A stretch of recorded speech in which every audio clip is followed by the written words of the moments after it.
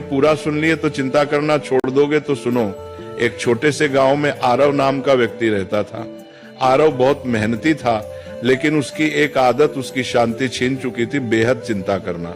सुबह उठते ही वो सोचता कल क्या होगा, पैसा रहेगा या नहीं, लोग क्या कहेंगे, परिवार सुरक्षित रहेगा या नहीं। रात को सोने जाता तब भी उसका दिमाग रुका नहीं करता। एक दिन अत्यधिक चिंता के कारण उसकी तबीयत बिगड़ गई। गांव के लोग उसे पास के पहाड़ पर रहने वाले एक संत के पास ले गए। संत बहुत सरल जीवन जीते थे, न ज्यादा बोलना न ज्यादा सोचना।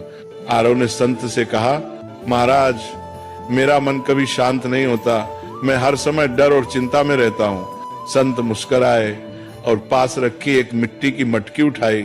उन्होंने कहा, इस मटकी को पानी से भर दो।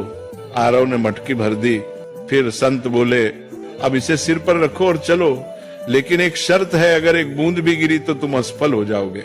आरव पूरी तरह मटकी पर ध्यान लगाकर चलने लगा। रास्ते में लोग उससे बातें करते रहे, आवाजें आती रहीं, लेकिन आरव ने कुछ नहीं सुना। वह सिर्फ मटकी पर ध्यान देता रहा। कुछ देर बाद संत ने कहा, रुको, अब बताओ रास्ते में कितने लोग मिले।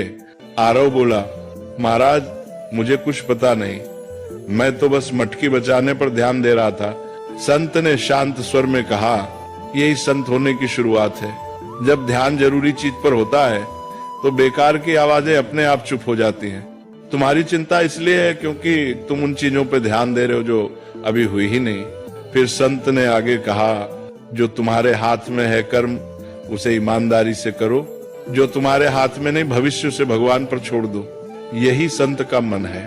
उस दिन आरव समझ गया, संत होना जंगल में जाना नहीं है, संत होना मन की अनावश्यक चिंताओं को छोड़ देना है। धीरे धीरे आरव ने चिंता कम की, वर्तमान में जीना सीखा, और वही व्यक्ति जो कभी बेचैन रहता था अब दूसरों को शांति की सीख देने लगा।